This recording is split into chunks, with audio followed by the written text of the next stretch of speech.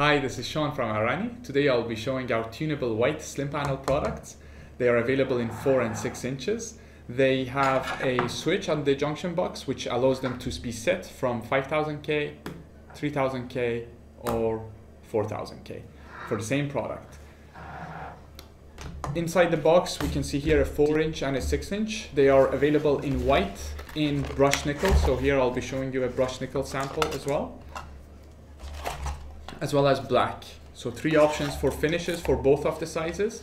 Inside the box we receive a gasket to protect them against any water or dust intrusion, as well as installation instructions and the junction box.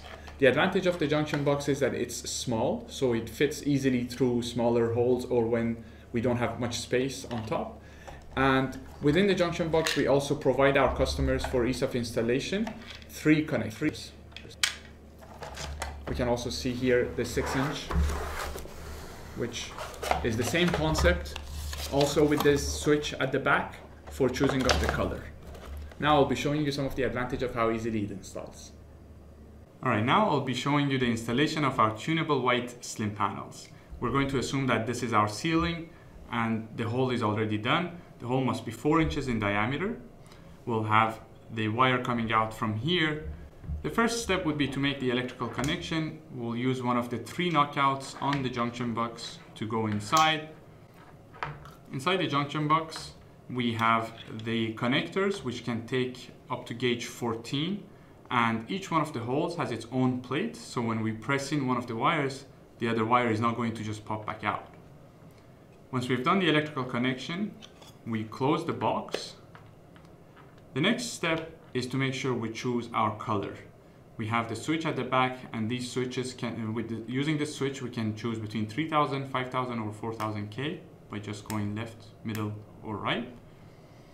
Once we have set the color that we would like, then we slide the box through the hole and we will keep the outgoing wire, and it's now time to use the fixtures wire. So we'll make sure that the pins are aligned together with the hole.